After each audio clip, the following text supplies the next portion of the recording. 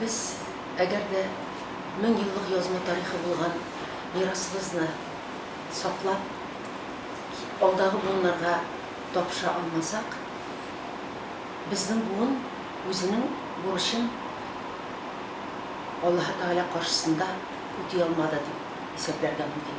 Shunga ko'ra bizga shusha mirasni saqlovdan boshlarga kerak. Bugun shuning mumkinchiliklari tu'di. Bigrak da madaniyat ülkesinde. Min sanat kişisi olarak medeniyetinin rolün birinci sözlerine etip bitesin kile. Çünkü medeniyet o maksat değil. O şu maksatını turmuşka aşırı kuralı. 20. asırda o özünün yazışları, sanat ahilleri bilen, jırçıları bilen, şairleri bilen bizden Tatar dünyasını ko'targan bo'lsa, belki indi dünya arenasına da ko'pmeda derecede çıkargan bo'lsa, o İshaqiylar, To'qaylar hem başka alimler medeniyet ülkesinde tugul, iktisat ülkesinde de onlar özlerin yaxşı yaqtanmana ko'rsatganlar Tatarlar özlerin indi dünya ko'lamına çıkarganlar.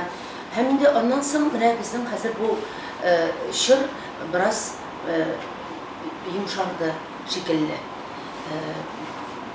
İktisat ülkesinde ol aydab barışı lokomotiv deb aytırga bo'lar Tatarlarni. Bugünkündə sport, mesela şu universiyada hem başka нәрселәр indi medeniyetimiz bizden aksı. Demek maksat var Tatarны dünya ko'lamına çıgaru. Bugün Tatarstanımız dünya ko'lamına çıktı deb aytırga bo'lar. Qozonimiz çıktı. Әмма biz şuşunu medeniyet aşa dünya ko'lam arenasına әлі çıgara almıyız. Bu bizning kimchiligimiz. Bunu işler için menge kalsa bu indetege Rusça aytib aytsam effektivностьтан çıgıp işleme. Effektivni или неэффективni Tatarның şunday Tatar şunday халық ol. Bu iş effektivni bolsa уланы işli, effektivni bolmasa уланы işlemi. Munda effektivность bilen birge razumность degan нәрсе de var. Akıl bilen ikisi birge to'g'ri keltirib ishlagandagina biz dünya ko'lamida Tatar olarak saqlanib qola olacakmiz deb men o'ylayman. Bunun için bizga narsa ishlarga kerak. Masalan, medeniyet, sanat ahillerine narsa ishlay olamiz. Bugün dünya medeniyetine to'g'ri keltirilib ittirib, o'zimizning tradisiyalarimizni, o'zimizning tomirlarimizni saqlab, biz yangi medeniyet tudurga tiyişlibiz. Ol başka milletlerge de anlaşılırlık bulsun, onlarga yakın bulsun. Hem şuluk vakitte onun tamırı, tübü, negizi özümüzdeki milli bulsun. Mesela andi misallar var. Mesela şuluk Kıtay, Hindistan, bütün dünya qori, onlar yoğaltmadılar. Yaponiya, onlar özlerinin tamırlarını yoğaltmadılar. Hem bizden de bunga mümkünçiliklerimiz bek zor. Mesela bizden 12 tomluk halk ağız icatımız var. Onda ekiyetler, meseleler, münecetler, beyitler, dastanlar, hem başka bir köp meseleler, ol Nahi Sembet'nin arkasına işte kapşık asıp avullar sayın girip 3 tomluk meseleler kitabı var. Şimdi kalın kitaplar bugünkü günde biz onların birisinde faydalanmıyız deyip aytırga bo'lar. Allah'a şükür soңғы yıllarda Tugara oyun öte başladı, ütkərilə başladı. O bizim Tatarstanda gına tugul, türlü regionlarda ütkərilə. Bu indi bizim folklorimizni ko'taru bo'yicha. Yo'g'isa necha yıllar biz folklorimizga tükürüp qaradık. Biz onu yo'g'altу derecesine kelib jetgan edik indi. Hem indi bizim ko'zlarimiz kunbatышqa bakkan edi u vaqtda. Abid bizning tomirlarimiz kunchiqishdan. Şuna göre Allah'ın bergenine şükür, bugün bu da bir ko'tarilish. Ama lakin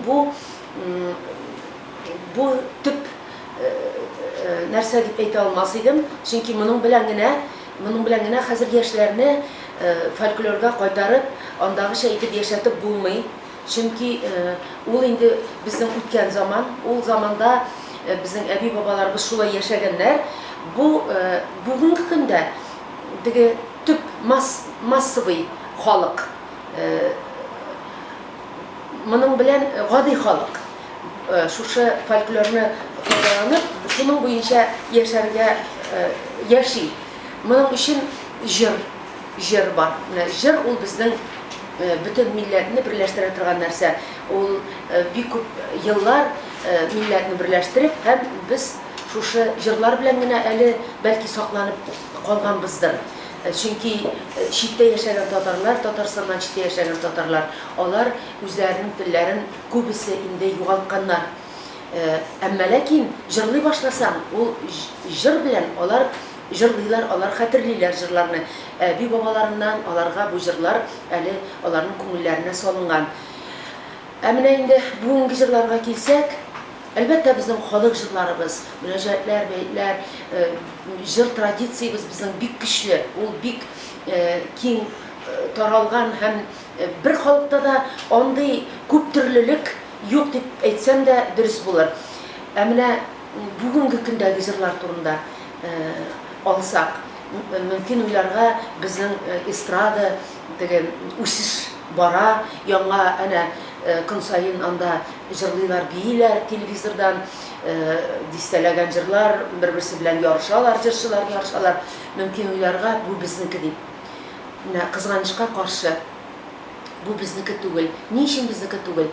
Балалар безнеке, тавышлары безнеке, матур тавышлы, матур балалар бар.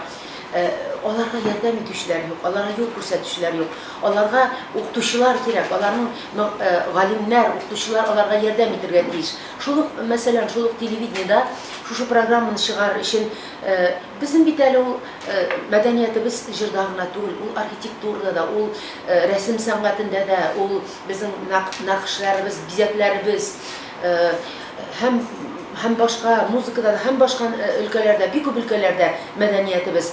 Менә монда карасак, җыр сәнгате ул шуның иң алдагы сафында баручы. Һәм монда карасак без бөтенләй башка нәрсә күрәбез. Мәсәлән, шул киемнәрне генә алыйк, миллилекне. Менә хәзер шул фольклор ансамбльләре оешты, әмма ләкин аларның киемнәре мин жәллим, мискеннәр дип әйтәсем килә. Чөнки менә шул бәбидәкле дә күлмәк һәм алъяпкыч. Бу безнең башта шундый бер бәйләнгән яулык. Бу безнең эш киеме, бу безнең урысча әйтсәм рабочая одежда. Бу спецовка. Менә шушыны без сәхнәгә бүген чыгардык, күтәрдек. Һәм татарларны шушының аркылы татарларны пропагандалыйбыз. Мөмкин уйларга татарлар менә шушындый. Безнең бит ТНВ каналын Татарстан гына карамый. Аны бит бөтен чит илләр дә карый хәзер. Аллага шөкер, Аллага шөкер. Һәм инде менә татарны күз аллаганда, менә бу безнең чыгарып күрсәтергән әйберебез шушы. Бит безнең шундый костюмнарыбыз булган. Ул бит китаплар утырда чыкты. Теге орнаментлар, татар орнаментлары. Менә бу нисбәттән мин Кырым татарлары турында берничә сүз әйтәсем килә. Кырым татарлары, әгәр дә менә аларның чигүчеләре бар, кызлар чигүчеләр. Алар авыллардан җыелышып ел сайын бер семинар үткәрәләр. Минем аларның семинарларында катнашканым бар. Аларның чиккән әйберләре музейларда саклана һәм алар бүген дә шушы чигүне дәвам итәләр. Анда ул костюм булмасын, ул теге диварларга эленә торган тасмалар, тастымаллар, сөлгеләр. Менә анда аларның бар сакта торучылар.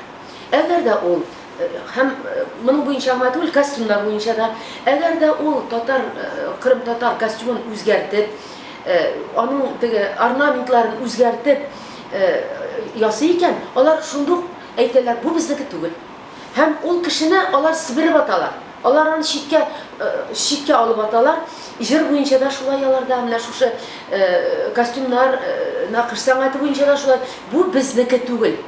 Аңлыйсызмы? Сакта торалар. Алар милләт сагында торалар. Милләтнең менә шушы кыйммәтләре сагында алар торалар. Менә алар бу яктан безгә үрнәк. Шуңа күрә Безнең дә бу өлкәдә галимнәребез бар, белгечләребез бар. Алар үз эшләрен эшләделәр, китапларга салдылар. Без бит алардан алып өйрәнә алабыз. Костюмнарыбызны да матур итеп, авыл костюмы мәсәлән, шәһәр костюмы. Авылда да алъяпкыч кына бәйләп киенмәгәннәр. Авылда да булган затлы костюмнар, калфаклар киеп, минем әбиемнең әле хәзер дә калфагы миндә саклана. Авыл хатыны. Шуңа күрә, менә без шушы өлкәдә бик нык эшләргә тиеш. Бу безнең җитешмәгән ягыбыз. Һәм инде шушы телевидениедә, һәм сәхнәдә, менә бу ниләр, милли моңнар, фестивальләрдә без бик нык игътибар итәргә тиешбез бу костюмнарга. Әгәр дә моны режиссерлар белмәсә, белгечләрне чакыртырга мөмкин, һәм аңлатырга, яки тапшырулар алып барырга була, безне киенергә өйрәтергә татар халкын, әнигә телевизор аша, яки газета, журналлар аша без аны өйрәтмибез. Менә безнең шундый булган, мондый булмаган. Менә безнең шундый булырга тиеш. Чөнки безнең бик сәнгатькә ия безнең халык. Безнең халык бик уңган да, җитез дә. Ул тырышта һәм чисталыкка омтылучан, бердәмлеккә омтылучан, һәм традицияларыбызны саклауда мөрәҗәгать кенә ит. Шундук алар традицияларын саклау өчен умырлык ябышалар. Бик үҗәт безнең халкыбыз.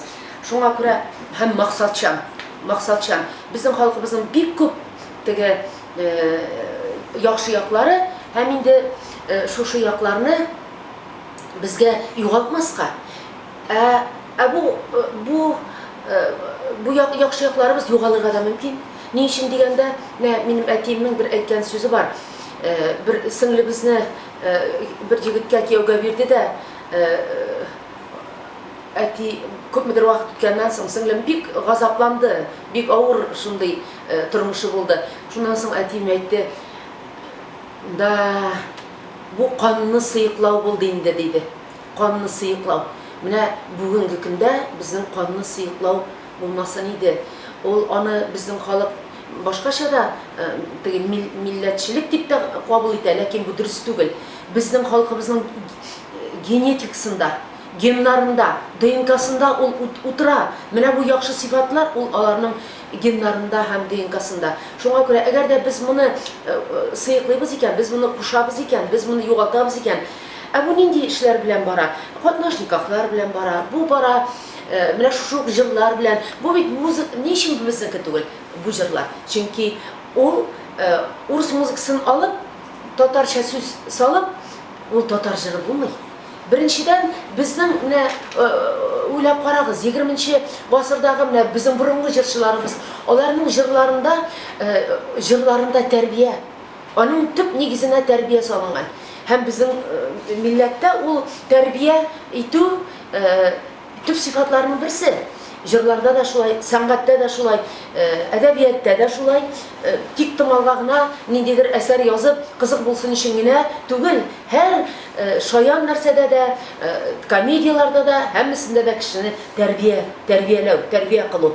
Менә шуңа күрә без шушы эшне бүгенге көндә алып бара алсак, әгәр дә без аны дәүләт күләмендә. Дәүләтебез бик зур эшләр эшли, әлбәттә, сүз дә юк. Алар урысча әйтсәм, систематизированы. Алар дөнья күләм, күз аллап, дөнья күләм проектлар эшлиләр бүгенге көндә. Менә мәсәлән, хәзерге вакытта яңа бер проект ачылды, яшьләрне, талантларны барлау, табу һәм аларны саклау буенча.